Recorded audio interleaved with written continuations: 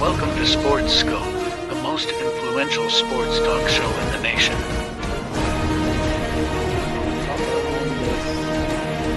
What is today, the 19th? Stay tuned for updates and great sports content. Hello, everybody. Welcome to Sports Scope. I'm your host, Robert Butler. On this sixth day, we are 24 hours away from the start of the NFL season, and I am really excited about it. I'm going to be talking about the NFC South and the NFC East and making predictions of those standings. Tomorrow, I'll finish up the NFC and I'll give you my playoff predictions, Super Bowl picks tomorrow. The program will be on Pickles. The program will be on 1 hour early. It will be on 7 o'clock Eastern, 6 p.m. Central. We're going to get it out of the way before the start of the season. Also, Nick Bosa, as I predicted, Nick Bosa has signed his deal, monster deal. Nick Bosa, signed a monster deal to stay with the San Francisco 49ers. My guess is he'll probably be on some kind of snap count. But either way, we'll hit that story and we'll hit the ground running. Let's get our first and only break out of the way. And I'll be back here in 49 seconds here on Sports Scope. Hello, Sports Scope followers. The program has seen tremendous growth since going 5 days a week. I just wanted to thank everybody for your cash contributions and sharing the program with friends and families. Just a reminder, if you want to contribute to the program, go to the Cash App, the cash sign, and Sports Scope. There are other ways to contribute to the program listed at the bottom of the screen. If you want to advertise on the program, go to sports, that is sports with an S, another S, scope, SKOPE, at gmail.com, just like it's listed at the bottom of the screen. Thank you and enjoy the program. Okay, now back here live. Okay. Yeah, that's right, Pickles. 6 o'clock Central, 7 o'clock Eastern. All right, let's start with the top story of the day. Nick Bosa signed agreed to 5-year, $170 million extension with the 49ers, 122 and a half guaranteed. Spot Track puts out that he is the largest total value defensive contracts in NFL history. Nick Bosa at 170. Khalil Mack was a few years ago at 141. And Aaron Donald and Joey Bosa, that's his brother. Think about it. Joey, his brother, has one of the top largest contracts in defensive player history at 135, and then the younger brother Nick, who's with the 49ers, has signed one for 170. Okay, so $34 million per season. He jumps Aaron Donald by $3 million, according to Mike Garafolo from NFL Network. So as I predicted, he would be signed. Listen. And it's funny, Darren Ravel put out, he said, Nick Bosa gets 122.5 guaranteed, but he said, technically his net cash will be 58.25. The taxes will be 64.25, 37 federal, 13.3 from California, and 2.35 from Medicare. But here's the thing about that, though. Even that's 58, it's still a lot of money. But guys want to play with their teammates for the most part. This is a very good defense. They got Terry Armstead. Terry Armstead. Did I say Terry Armstead? Let me get my notes here. That's what happens when you get ahead of your notes and try to. Javon Hargrave was added in as a defensive tackle to this front seven in the on this defense in the offseason. So there's a chance that they could be better this year. Now, Bosa, he's going to be on the snap count Sunday. He's probably going to make the trip to Pittsburgh when he opened up the season. By the way, the spread is still the same, 2.5. They are practically 2.5-point favorites on the road at Pittsburgh, actually leaning towards taking Pittsburgh in the points in that particular game. But notice now, Nick Bosa, 18.5 sacks last year, one defensive player of the year. He's a little quicker than his brother. He's more durable for the most part. And I know he had some injuries a few seasons ago, but the guy's a well of a player. Now, mind you, folks, they've got Brock Purdy, who was the very last player drafted, Mr. Irrelevant, drafted last year, is going to be their starting quarterback.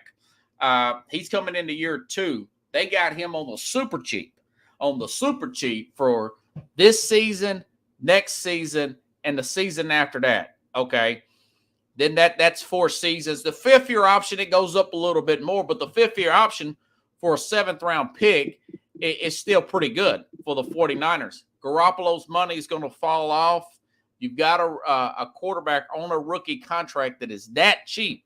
You might as well go ahead and stack the roster around him. If you got to put money into a team, if I couldn't get the best defensive tackle out there, you want to get an ultimate edge rusher from the defensive side. From the defensive side, I'd much rather have a guy like a Chris Jones. Okay, but Philadelphia, they let Hargrave go. They signed Jalen Carter, and Reed Carter's having a great camp. I saw some of his practice where he's blowing people off the ball. Jason Kell says he is a handful blocking in practice. I've seen him at Georgia if he can keep his nose clean. But as far as this team is per se, you look at a guy like Bosa, got him locked in. I was reading some of the PFL because I was curious about their ratings. First in total yards last year. Of course, I can't get that game out of my head where they got destroyed by the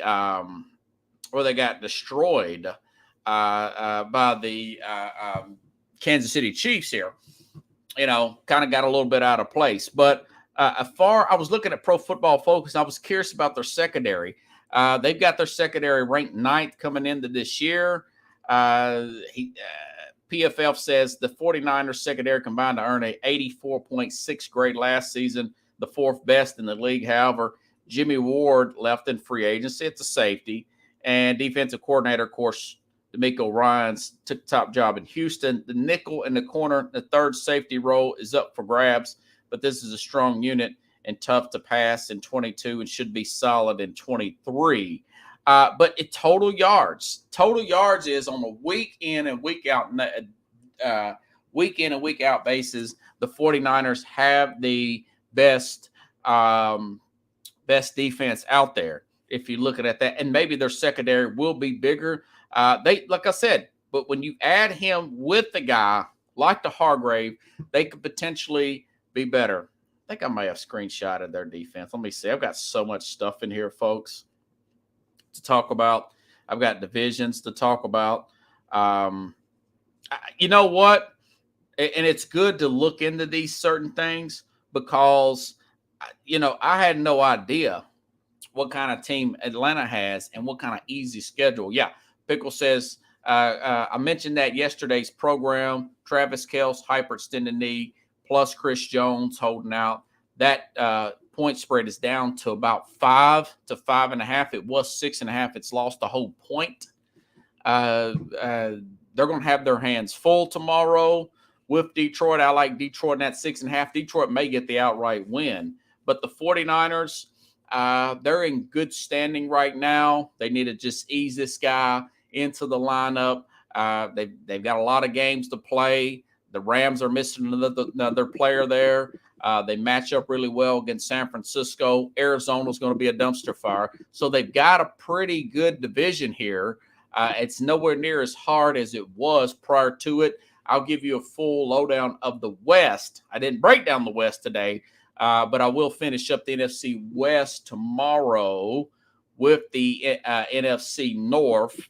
And a side note about the NFC North, I read that the top two receivers, Dobbs and Christian Watson, may not play against the Bears. So that would really hurt the debut of Jordan Love there, starting off against the Bears there. I was leaning towards picking them, but if those two receivers don't play, this is at Chicago. It's going to be a tight game anyways. I'll probably pick the Bears in that game. So I'll be up real early in the morning breaking that game, that division down, just like I was in this particular day. Okay, a lot of people asking me about the NFC East, okay?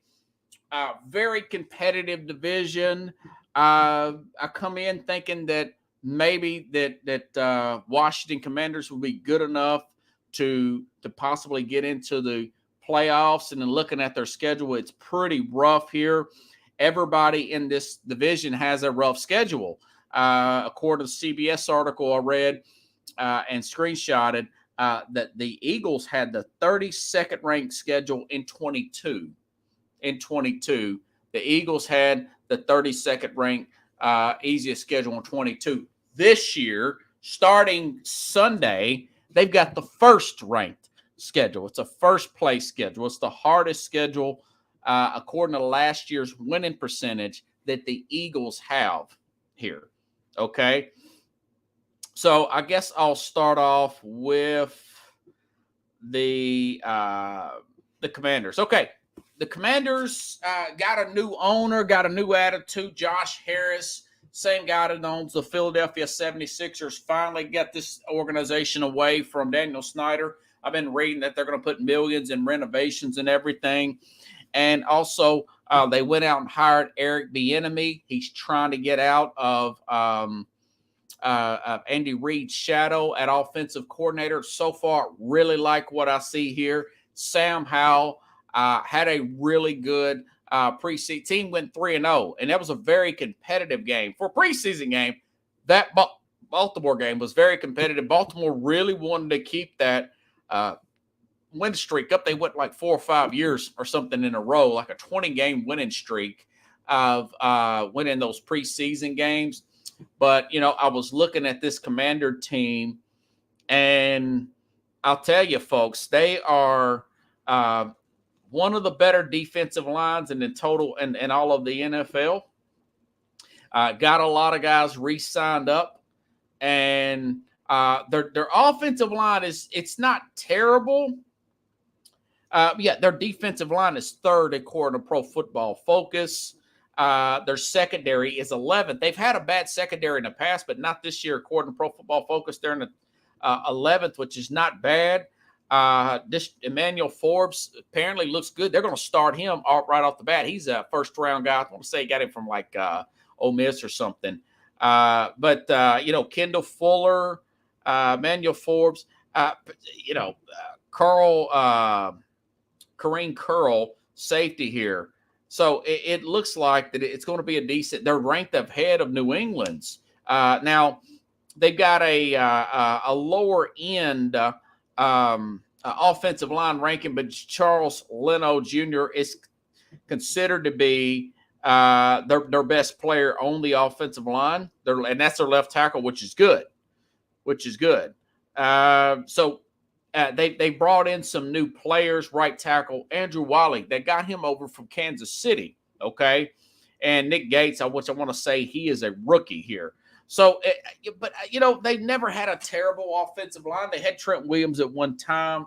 He wanted to get out.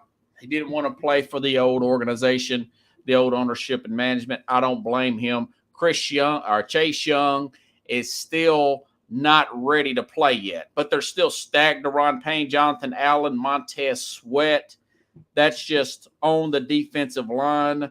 A lot of ballers here. And again, offensively, not sure if McLaurin's going to play, but Johan Dotson, he's going to be a great wide receiver in this league. He's already showed flashes. Curtis Samuel, Logan Thomas, not a bad team. And, of course, the two running backs here, Brian Robertson, of course, Antonio Gibson. This team is that they're going to be really good. It's just how good,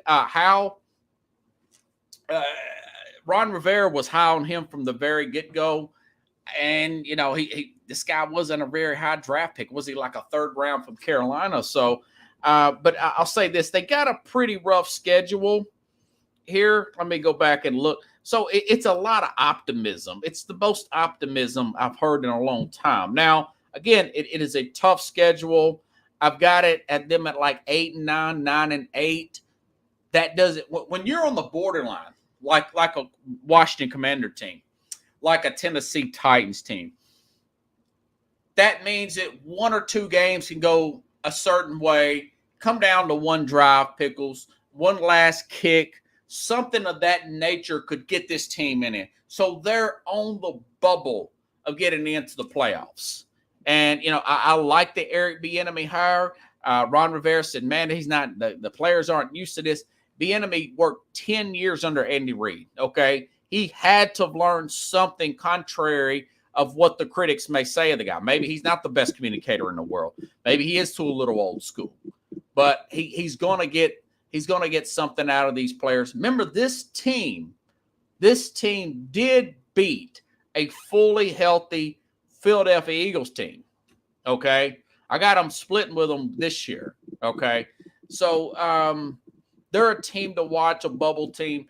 They could be a sleeper. I'm saying they're going to come up just short, but they're going to be a fun team to watch.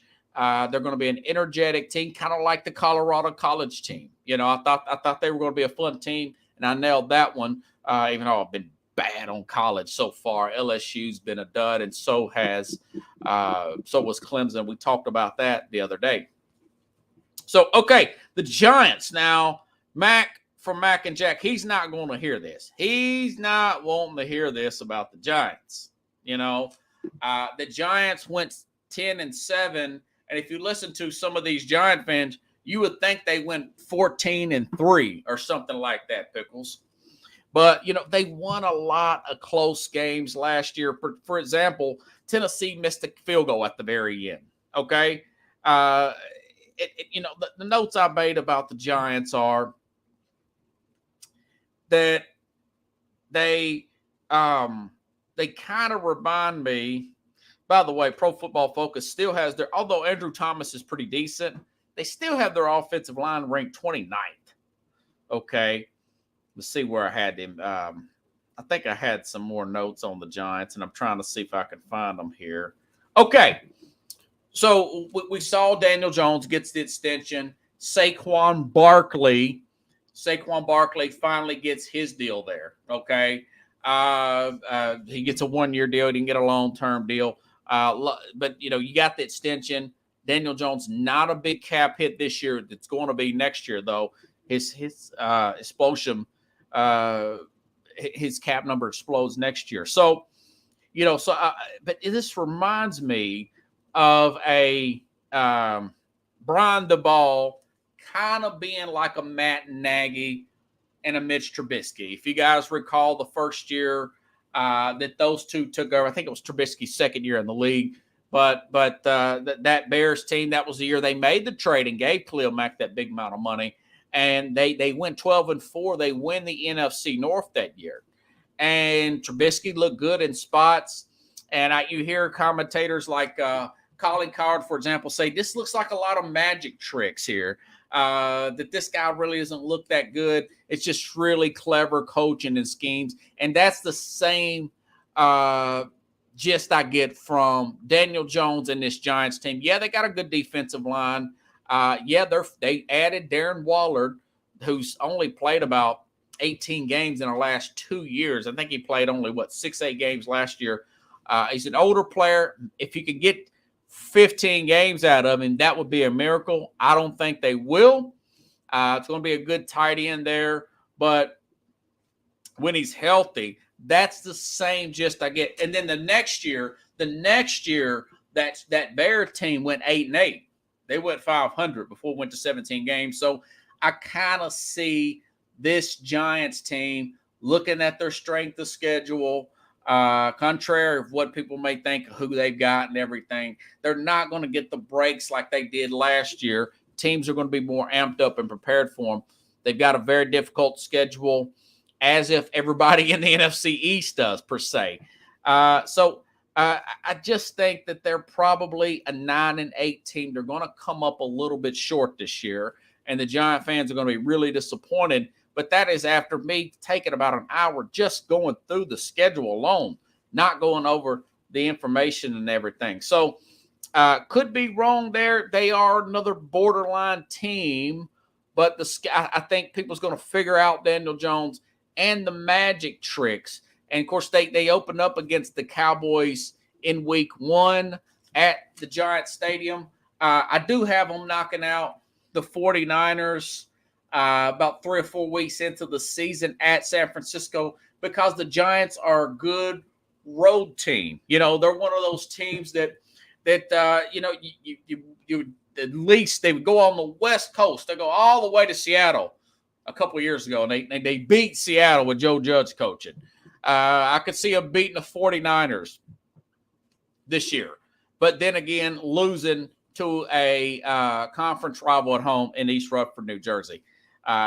So that's how I see this Giants team playing out. Pro PFF said that O'Neal, what's this guy's name? The other, what was his name here? That he hasn't looked as good as advertised. Evan O'Neal, right tackle, hasn't really played up to par, according to Pro Football Focus. So you look at that, you look at the schedule, the lack of offense, the figuring out of this scheme, the figuring out of some of Daniel Jones's things. I could see them losing a couple games where they don't quite get that right look there. Could be wrong, could take a step ahead, but I don't think so. I feel like this is a Matt Nagy, Mitch Trubisky type of situation. Okay. So, all right, now I'm working my way up. Okay, Philadelphia. Now, Philadelphia, I looked at their schedule, and again, it's the hardest schedule in the NFL the Eagles have. And this Eagle team, if you look at just the Pro Football Focus rankings, number 1 offensive line, number 1 defensive line coming in. Now, as I've mentioned before on this offensive line, you have guys like Lane Johnson, who missed a couple games last year, if you don't recall, and they lost. He'll be 33 this year at right tackle, one of the best right tackles in the game. Then you have 36. I said that correct. You have 36-year-old Jason Kelce, one of the best centers in the game at center there. And then, of course, you have the first-ranked schedule. So throw in the fact, like Jim Jeffcoat says, former Dallas Cowboy, he says this team, they're going to be thinking a whole lot about last year, okay? Meaning the Super Bowl loss, about how they lost it. Hey, man, your defensive coordinator who ends up getting the job at Arizona, go figure that. You couldn't get a stop in the second half, man. You could not get a stop in the second half, and he had to punt. But also look at the fact that Jalen Hurts gets a new big deal. He gets an extension here, getting a lot of accolades on this team. Lost their offensive coordinator. He is now the head coach of the Indianapolis Colts, Shane Steichen or whatever. So you look at the fact that he's the offensive coordinator of the Colts. You look at that aged offensive line. By the way, not to mention that Jalen Hurts, second only to Lamar Jackson in rushing. He's going to have to change that. I like what Hurts did. I love his work ethic. I do not take away any of the accolades I've gave Jalen Hurts. He's won me over as a player. He's a serious worker, serious work ethic. Dad's a coach, takes things seriously. But that being said, You look at the aging offensive line. You look at the fact that he does run a lot. How much of that has he cleaned up out of his game? Because if he don't, he's going to get hurt again, just like he did in the Bears game towards the end of last season.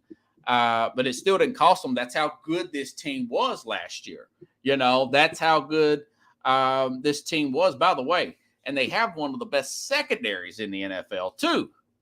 According, Jets have the best secondary. I was reading Pro Football Focus's secondary. They're top 5. I mean, they just have a loaded team and a loaded roster. Okay, but I think that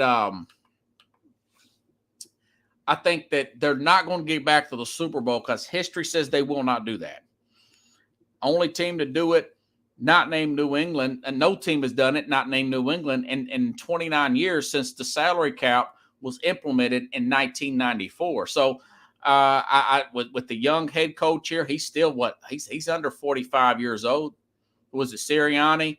Under 45 years old. A lot of people going to be gunning for you. Much more difficult schedule. Let's see if I think I got their schedule in here somewhere. And I'll go over it because, again, according to this article on CBS, the Falcons, easiest schedule, followed by Saints, Texans, Colts, Titans at 28, by the way. But then it's the opposite on there. I thought I had their I'll go ahead and look up their schedule. But I'm just telling you, it's a pretty hard schedule here. And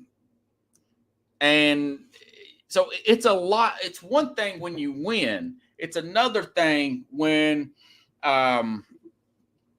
people are gunning for you. I mean, they had the 32nd easiest schedule. I didn't expect them to do nothing last year. And, of course, they had a great season here. But you got to look at the fact that this division, Commanders beat them last year. Well, Commanders are better this year. Okay, they do play at New England. New England's got their own problems at offensive line.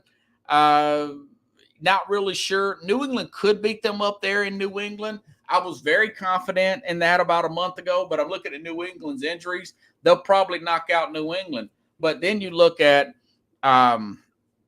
just through their schedule, yeah, they got Minnesota and Tampa. Those are two. But they play Washington on a short week, and they got to play week 6 at the Jets. Then they come back home very next week against Miami. Then at Washington, then Dallas. But after their bye week, they play at Kansas City, followed up by Buffalo, San Francisco, Dallas. I mean, that is playoff. Again, from week 11 at Kansas City, week 12, Buffalo, week 13, San Francisco, week 14, Dallas, week 15, Seattle, week 16, Giants. What does that say? Think about those teams. Okay, 11 through week 16. That's 5 straight. 1, 2, 3, 4, 5, 6 straight games. 6 straight games against 6 straight teams that were in the playoffs last year. Okay, 6 straight games against 6 straight teams that were in the playoffs last year, all in a row. Not to mention in week 6 and 7, you're playing the Jets and the Dolphins. Okay, 2 teams that I have playing really well this year. 2 really good defenses, especially the Jets, especially that Jet team. Okay, and then of course they end the season Giants, Arizona at the Giants. I hate it when and they got to play at Seattle. That's not a given. They might be favored in that game. So, I mean, you're looking at this. You look at these quarterbacks, Aaron Rodgers, Tua, Josh Allen, Patrick Mahomes. Those are some good quarterbacks, folks. And, of course, you got to play Dallas twice here. So, I just do not see this thing. I don't see it being that walk in the park. For instance, let's go over last year's schedule. Okay, last year, at Detroit. I mean, Detroit had practically the number 1 pick. They had a top 5 pick the year before, right? They had the number 2 pick overall. They played a weak Minnesota team. They played a Jacksonville team last year. Yeah, they made the playoffs, but the year before that, they were one of the top teams in the league. Okay, they were going against rookie quarterbacks like Kenny Pickett against Pittsburgh, Houston and their quarterback, Indianapolis and their musical chairs at quarterback. Okay, New Orleans and New Orleans actually beat them with Gardner Minshew. So you look at the quarterback comparisons from last year to this year, it is daylight and dark, So I do think that they're going to play well because they are a loaded roster. But I do not think they're going to get the number one seed in the NFC like they did last year. And I'm going to give you the final standings here in just a second. So let me go back to there. So I got them going 12-5. So it's not too disrespectful for the Philadelphia Eagles. Now, let me go to the Cowboys. Now, Cowboys, listen, their offensive line, according to Pro Football Focus, jumped all the way to 6th. It's like 4 or 5 spots here. I've talked about Michael Gallup coming back from Dallas. Okay, he's another year. Gallup is another year past his injury with the ACL year before last. So he's going to be 100% this year. Okay, I do believe that. I've went on ad nauseum in the past about adding Stephon Gilmore, corner, who still ranks really high as a corner. He's 32. Now, if you can keep him healthy, that would be great. You put him beside Trayvon Diggs, who has just signed an extension here with DeMarcus Lawrence, and of course, Michael Parsons, who will probably win Defensive Player of the Year, in my opinion, this year. And nobody's really talking about this. The speed at running back now between Rico Dowdle and, of course, Tony Pollard, not to mention Deuce Vaughn. Deuce Vaughn may beat this Rico guy out. He may beat him out. They've added Brandon Cooks here. They went with Mike McCarthy. He's going to be calling the plays. And they brought in Trey Lance. All of this is to do one thing, is to get in Dak's head and for him not to be so reckless with the football and let him know, hey, listen, we may have to pass to set up the run, but we're not going to pass like a Keelan Moore offense last year to keep passing. We're going to pass to set up the run, and then we may run to set up the pass. But we're going to be a field position and defensive team. They'll throw when they need to. But I do see this Dallas team, they've had 2 12-win seasons in a row. I want to say they've led the league in takeaways 2 years. That's hard to do. Remember one year, who was it? Diggs had led the league in interception. He had like 14 or something, year before last. So they're very good giveaway, takeaway team. Still got Gwen back there as the defensive coordinator there, which is exactly where he needs to be. He does not need to be a head coach. He was terrible with Atlanta. This is the best Cowboy team that I've seen since not better than. This is the best since the Jimmy Johnson teams. This is better than the Terrell Owens, Tony Romo teams, because this team is not going to be as reckless. Tony Romo was calling audibles on the 5-yard line to get his stats up. You're not going to see that out of Dak Prescott. You're not going to see that out of Dak Prescott. This should be a lot of Tony Pollard, Deuce Vaughn, and this Rico Dowdle running back here. Yes, they lost their tight end there, but the other one's just as good, according to Jim Jeffcoat. He watches these guys practice here. Okay, he watches these guys practice. So their offensive line upgraded. Their defense has upgraded, folks. Their defense has upgraded. They've got Zach Martin back. They're going to be running a field position team. I like them to win their opening week against the Giants. I like them to get one game better than the Philadelphia Eagles at 13-4. Now, maybe they go to 12-5 again and beat and beat the Eagles out, but I think they'll have a better record than the Eagles. The Eagles will make the playoffs. They'll be the number 2 seed in the standings there. So let me give you the East real quick, and I'll do it slow because I know I can get in a hurry sometimes. Okay, so I've got Dallas 13-4 winning the NFC East. It's going to be tough, but they're going to do it. Okay, I've got the Eagles 12-5, kind of like last year, right? Winning or coming in second, followed by the Giants at 9-8, and then Washington at 8-9. That was really hard. Thank you, Pickles. Thank you. Yeah. Hilarious interview, Jim Jeffcoat on TikTok. Yeah. And that's what he should do. He should run the ball because that's the strength of this team. If you have, they're like 33-6 or something. If Dak throws under 30 times, if he throws over 30 times, they just slightly have a winning record. It's like 33-30 or something like that. So it's best to keep his passing attempts down. And if you get in trouble early, yes, you may have to pass to set up the run, but don't pass to keep passing. Do not do that. I thought they got pass happy in the Jacksonville game last year, which gave them a shot to win that division because they had Jacksonville beat, but 2 costly turnovers cost them the game. One of them did bounce off a guy's hand, but it's just the idea of getting pass happy when you shouldn't. You got to lean on this running game. And I think, and I've had this discussion with Jim Jeffcoat last month, that I think it's starting to sink into this whole team's the numbers may say elsewhere in some spots, but the real strength of this team is this defense. That's the real strength of this team. Don't give the opposition anything. Play field position. I know it's an offensive-driven league. That doesn't mean that you have to be overly offensive.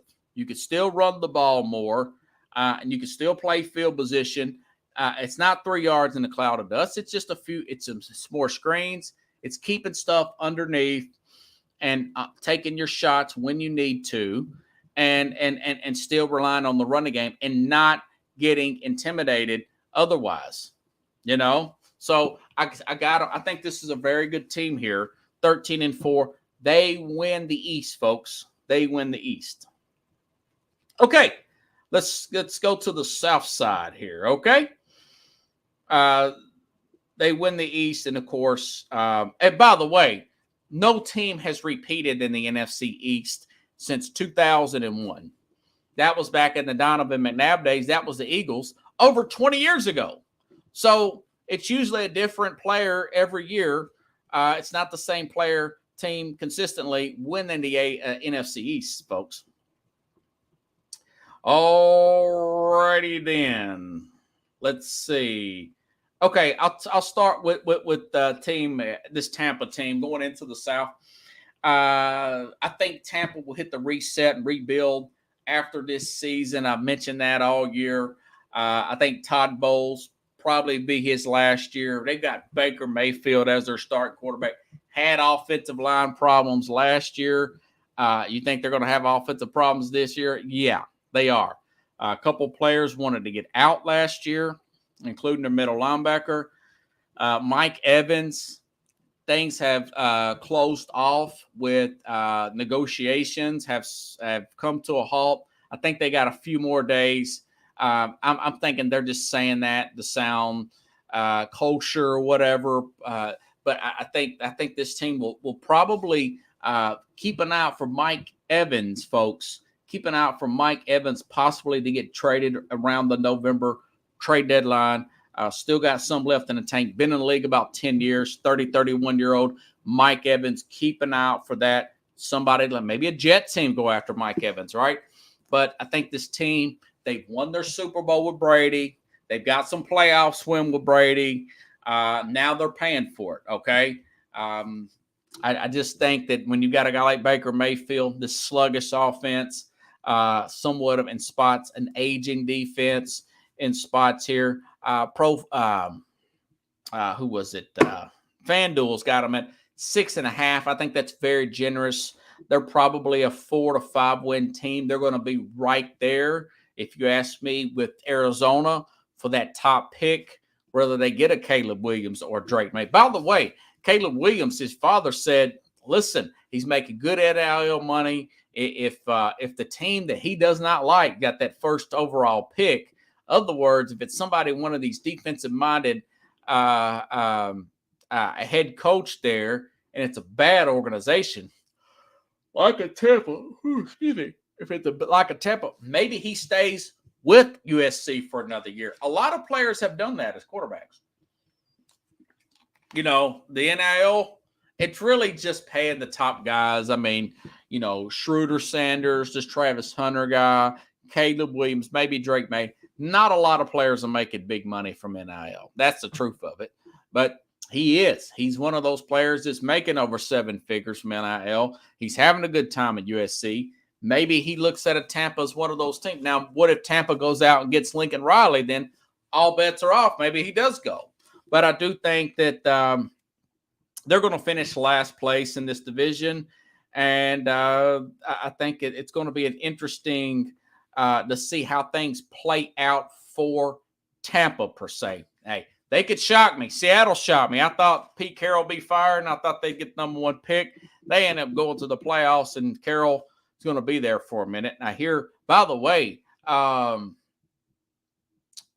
Jackson Smith Najigma, wide receiver, I'm probably jacking that guy's name up, from Ohio State. Thought he was going to be out for a while. Looks like he may play, by the way.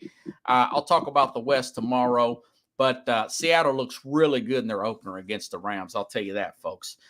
Okay. Let's go through. Okay, a lot of people talking about the Carolina Panthers. I was reading their offensive line was 16th, and Bryce Young was still getting sacked in practice. He got nailed in the game the other day, and people worried about him getting up because he's such a small player. I'm one of those people. I'm very worried about his health status and whatnot. Very accurate, bullet accurate player, Bryce Young. He needs to be about 2 or 3 inches taller, and he needs to be about 40 or 50 pounds heavier, if you ask me. So this team, yeah, they got a good to decent defense. Good to decent defense. You've got Frank Wright in there. Brought him over. Remember, he was recently fired from the Colts here. But I do not think, remember, there's no skill player. The number 1 guy, DJ Moore, he was part of the trade for this team to get Bryce Young. So I'm not so sure about this team. I think they'll be interesting towards the middle and end of their season. They're going to be in a lot of these games, but I do not – some people say maybe they're a dark horse. Colin Coward saying they're a dark horse possible playoff team. You're still going to have to get Bryce Young some time to develop some chemistry with his wide receivers. Pickle says he may play 8 games. He could get hurt. He's a very small – people said this about Kyler Murray. Well, Kyler Murray's still out. He tore his ACL last year. We know he's not going to play the first 4 games. Josh Dobbs is going to play the first 4 games. I've told you about the Arizona Cardinals. They're playing the long game to go out and get another pick next year. They're already trying to get off of Kyler Murray.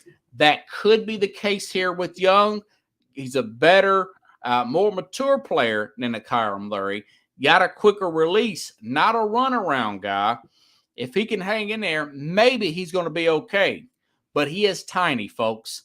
He is tiny. So I've got this team maybe a game or 2 better than Tampa. They finished 3rd in the division. Again, all these coaches want to see is see him get better. And what can we do to get better around him? I think the defense will be fair to good. I like their cornerback, Horn, the cornerback. I like Derek Brown, the defensive tackle there. The line is okay. Probably need a little more interior help there with this offensive line. Of course, Pro Football Focus has them at 16th. Okay. Excuse me. Okay. So we'll see how this thing plays out for Carolina. They want to see him stay healthy. and they want to see him improve. That's really what the ownership and Frank Reich want to see in year one. And then they'll start adding in more skill positions, probably get a better tight end, add a couple more receivers here, and maybe tighten up on the interior of the offensive line. Go out and get another running back. Okay, now here's where I've breaking it down. You know, Pickles, when you do a science experiment, right? You have a hypothesis. And your hypothesis is what you think you're going to see. And I had a hypothesis, in air quotes, about the Atlanta Falcons. And after doing this research on the Falcons and looking into their offseason, looking into their schedule, which is 32nd, it's totally different from so don't assume. When you assume, you break that word, ASS-U-ME. I remember listening to that from the Bad News Bears. This old man talking to these 12-year-olds or 11-year-olds. This guy was probably like a former major league manager, and he's writing out the word assume here. So, Atlanta, top 10 offensive line, made a lot of improvements on their defense, including Jesse Bates, safety there from Cincinnati. Not a huge big deal there, but they, like I said, they've got guys like Calais Campbell, Grady Jarrett, of course, is on the team, AJ Terrell, Bud Dupree from Tennessee. I mentioned Jesse Bates, paid him some good money there. So they've got some players here on the defensive side here. Now, of course, Jeff Okudah, they traded for him, but he's hurt again. They got Trey Flowers as his backup. And you know something? This team beat San Francisco in Atlanta. Pickles, they are good at home. They beat San Francisco in Atlanta last year, and they beat Seattle on the road. So Seattle was a playoff team. And that was with Mariota, a guy who can't do anything. Now they've added, with this offensive line, Bijan Robertson with Taylor. What is this guy's name? I call him Alligator. They're over and under is 8.5 games, by the way. Okay. Tyler Algier and Bijan Robertson. Cordell Patterson's the third string running back on this team. So they got skill players for days. Arthur Smith, 7-10 last year. 7-10 last year, somewhat on the hot seat because he was 7-10 in his other year before that. Now, you can say, well, they were in transition last year at quarterback. Year before that, excuse me, they had Matt Ryan. They had Matt Ryan as their quarterback. So if you look at their skill players, Drake London, that's a number one receiver in this league. Cal Pitts hasn't quite lived up to it because of players throwing him the ball. So you look at all this, and not to mention Jake Matthews, very good left tackle there. Comes from a very good family of Matthews family here. And this schedule, folks, I mean, Carolina at home, they're going to obliterate Carolina at home. Then they've got the Green Bay Packers at home. They play teams like Houston at home, Washington at home, Tampa twice. They've got Arizona, who's going to get the number one pick likely. It is at Arizona, okay? Then they play the Saints at home. So actually think, and by the way, on top of all that, Desmond Ridder, the guy that we were most concerned about, they've got Taylor Heineke, former Commanders quarterback. They signed him, but didn't you notice that Desmond Ridder did not play any preseason games, and he's listed as a number one quarterback? So that tells me that Arthur Smith has seen enough out of Desmond Ridder not to have him out there playing. If this was a strong competition or he was struggling, Ritter, who he played the last 3 or 4 games last year. He was okay. He looked terrible at times, but he got better towards the very end. You start to see that. And with Kyle Pitts, Drake London, Cordell Patterson, all that speed here, you start to think, yeah, they could do something. Atlanta, folks, I think they're going to win 10 games this year. They're going to win 10 games this year, and they're likely going to get in one of those wild card spots. He beat out Mariota. Mariota's on the street. Mariota's the backup quarterback with Philadelphia, Chad. He's the backup quarterback under now. If Hurts gets hurt, they're going to be hurt because Mariota, he is consistently inconsistent. Ritter is a mediocre quarterback. So their whole plan is, with Calais Campbell and all those defensive players that they've added, is to run Bijan Robertson, probably the most safest. Any scouts I've listened to and read about over the draft, he was the most safest pick you could pick in the draft.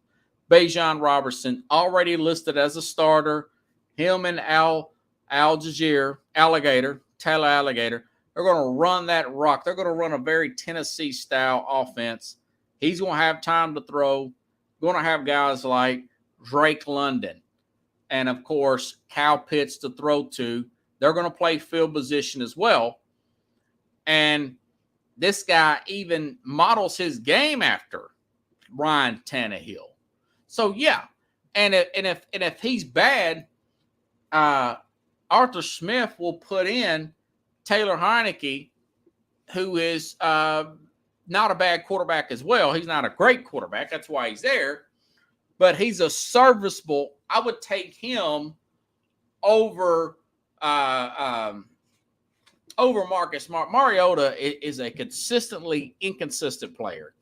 He's not verbal. He does not read defenses quick enough. He's a very inconsistent. He's not a pro starter in this league. I've said that 5 years ago. People just now getting that. Nice guy. Not a starter in the NFL. Watch, he's consistently inconsistent. I like Heinicke better than him today. Ritter, I would probably take Ritter over Mariota. Mariota, you're not going to get anywhere with him. People are too caught up in the guy who played for Oregon with Chip Kelly. He's not that guy. So actually have them finishing second in this division. Okay. The Saints. Now, the Saints, I was looking at the Saints defense was 5th in yards last year. The Saints defense, they were 5th in yards last year in total yards, and that's pretty good. But you got a guy like Jameis Winston, 3, 4, 5 turnovers a game. Key. They were going through musical quarterbacks all last year. Anything that could go wrong did go wrong. Remember, they had the fight there. Some people got suspended in in that game against Tampa last year, and I think it was the Mike Evans game where he had to break out. So, by the way, the Saints rookie quarterback Jake Heidner from Fresno State got suspended 6 games with PEDs. But they went out and got Derek Carr. The Saints went out and got Derek Carr. Now Dennis Allen, another guy's probably on the hot seat as well. Brought back John Gruden to help implement this offense. Remember, Gruden worked with Carr with the Raiders. Dennis Allen, former Raider coach as well. And this team, by the way, has, and I want to make sure I got this right here, Mike Thomas, been out for almost 2 years, not on the injury report, ready to go. Okay. Now they've got Jamal Williams as their lead running back here. Of course, their starter there is going to be out for 3 games there. And, oh God, his name's slipping my mind. It's Alvin Kamara. Alvin Kamara suspended for the incident in Vegas a couple years ago. Okay. Juwan Johnson, Pickles, unsung hero for this team at tight end returns. Okay. Not a bad offensive line. Guys like Cameron Jordan on this defense. He's still on that defense. You got guys like Tyrann Mathieu, Marcus May, really good safeties here. Marshawn Lattimore at the cornerback position there. So they got playmakers on that defense. And, they brought in – Derek Carr's got a big chip on his shoulder. That's his words. That's not mine. Carr's got this big chip on his shoulder, and he's like, man, I'm coming in like a house of fire. Because he's really ticked off the way the Raiders treated him and Josh McDaniels did towards the end with the Raiders. So I think this team, they may lose Sunday. That's going to be a talk. They're 3-point favorites against Tennessee. I think they'll beat Tennessee, but Tennessee's a very good front seven, really well coached as well. Tennessee could beat them. But looking at their schedule here, I think it'll come down to about one game with Atlanta. One game with Atlanta. And I think they'll slide. Chris Olave is awesome. Olave, very quick. Probably going to be the number one. You got Thomas over the middle there. You got this Juwan Johnson guy. You're going to see a lot of motivation on this team. Mike Thomas wants to prove himself. Derek Carr wants to prove himself. You've got that defense. It's going to be loud down there, Pickles. I think they'll win this game. They're only 3-point favorites. Tennessee could go win it. Tennessee's good road dogs. But Tennessee hasn't started well the last few years. They've lost 2 of their opening games last 2 years in a row. But my thing is that this team will probably win this division at 11-6. So let me go ahead and give you all my standings here. Saints win it at 11-6, 10-7. Did not think I would say that. 10-7 for Atlanta, 5-12 for Carolina, 4-13 for Tampa, and they will be in the quarterback market next year. They'll be in the quarterback market here. So far, I can tell you this out of the NFC. I've got Philadelphia as a wild card in the playoffs. Dallas winning the NFC East in the playoffs. I've got the Saints in the playoffs, and very likely the Atlanta Falcons as a wild card. Tomorrow, obviously, give you the NFC West. Yeah, I'm leaning heavily towards picking San Francisco to win it again. The NFC North, I don't see how you can't go with Detroit, but we'll break them down.